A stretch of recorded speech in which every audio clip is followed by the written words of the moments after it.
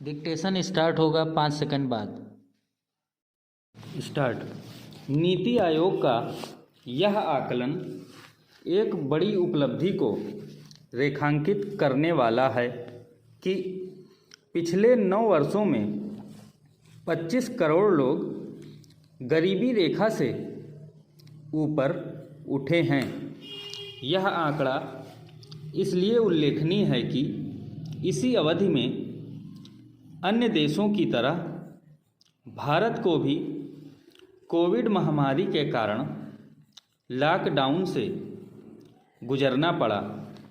इसने अर्थव्यवस्था को भी नुकसान पहुंचाया और निर्धनता निवारण के अभियान पर भी बुरा असर डाला।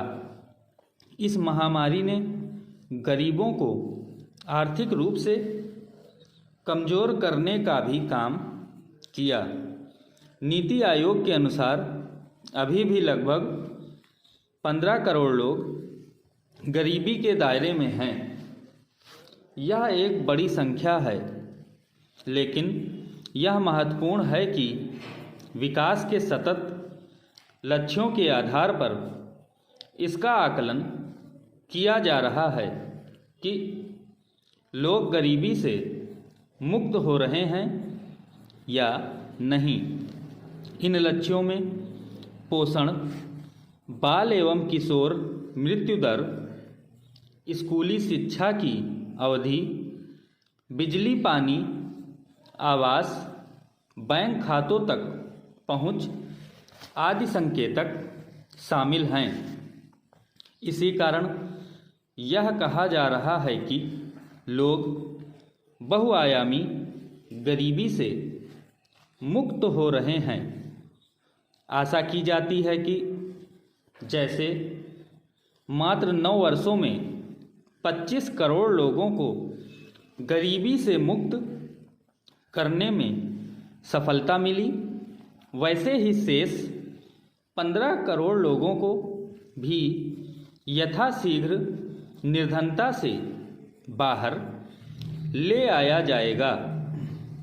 इसके लिए यह आवश्यक है कि आर्थिक प्रगति का सिलसिला कायम रहे और केंद्र सरकार के साथ राज्य सरकारें भी उद्यमशीलता को प्रोत्साहित करें।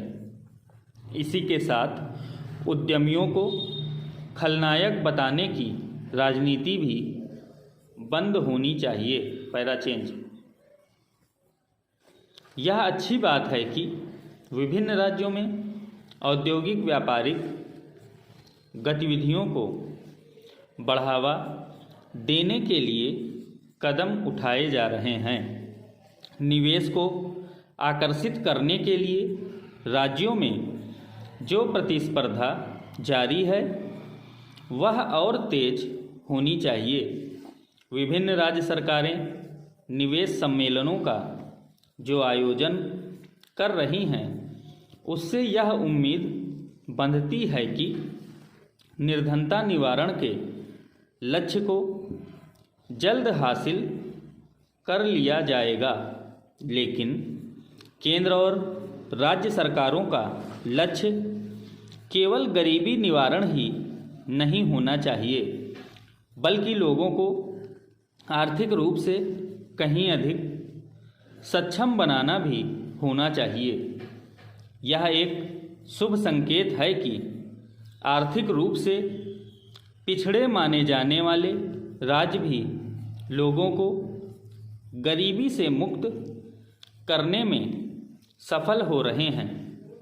इससे इनकार नहीं कि निर्धनता निवारण अभियान की सफलता के मूल में कल्याणकारी योजनाएं हैं और शिक्षा, स्वास्थ्य की सुविधाएं बेहतर करने एवं पानी, बिजली आदि उपलब्ध कराने से लोगों को गरीबी रेखा से बाहर निकालने में आसानी होती है। लेकिन उसका यह अर्थ नहीं कि जन कल्याण के नाम पर रेवड़ियाँ बांटने का काम किया जाए। इस बुनियादी बात को समझा जाना चाहिए कि वे लोक लुभावन योजनाएं गरीबी से लड़ाई में सहायक नहीं हो सकती, जो लोगों को अपनी आय बढ़ाने के लिए प्रेरित नहीं करती। ऐसी योजनाओं से बचा जाना चाहिए जो लोगों की उत्पादकता बढ़ाने के स्थान पर उन्हें सरकारी मदद का मोहताज बनाती हैं।